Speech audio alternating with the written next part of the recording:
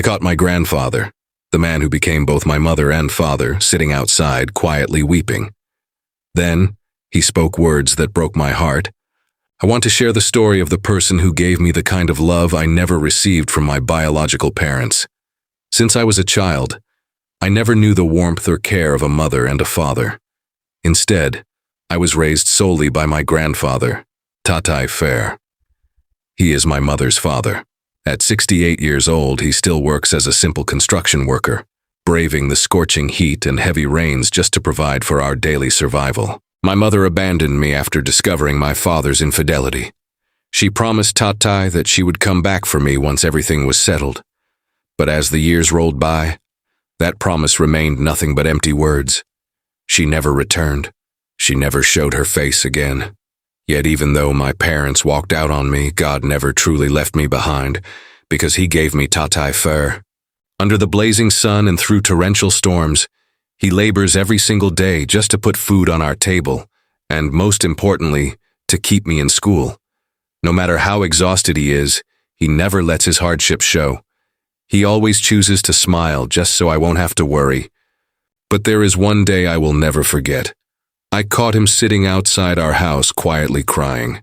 I walked up to him and wrapped him in a tight embrace. Through his tears, he said, "I'm so sorry, child. I don't have the money to buy you new shoes for school yet. I just had to take out a cash advance." In that exact moment, my heart shattered.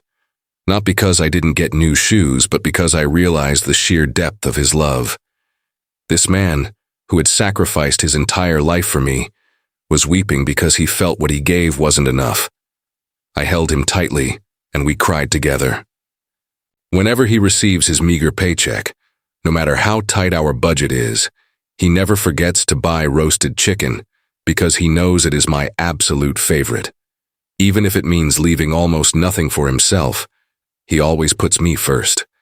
I also remember my very first day of school when I asked for allowance. He only had 38 pesos left in his pocket, and without a single second thought, he handed it all to me. He kept nothing for himself. He was also the one who bought me my very first cell phone, saving up for it to help with my studies. It has been heavily used for 6 years now, but it still works, and I treasure it. Whenever Tatay wants to sing, he uses this phone paired with a small speaker that we charge at our neighbor's house. He sings his heart out, and I sit beside him, quietly listening.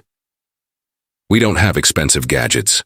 We have no electricity, no big house, no new clothes, and no new shoes. But in the midst of all our poverty, I felt something that all the money in the world could never buy. The unconditional love of a grandfather who became my father. Many say it is difficult to grow up without parents. That is true. But a greater truth triumphed in my life. Poverty is not a barrier to happiness, and coming from a broken family does not mean you cannot be whole. So this Father's Day, I want to say to you, Tatay Fer, thank you. Thank you for every drop of sweat you shed for me. Thank you for every skipped meal you endured just to keep me full.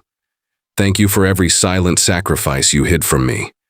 Thank you because even though I had no parents, you loved me far beyond my expectations.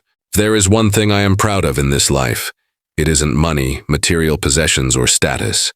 It is you, Tatay Fer. I will forever be proud to be the grandchild raised by the man with the biggest heart I have ever known.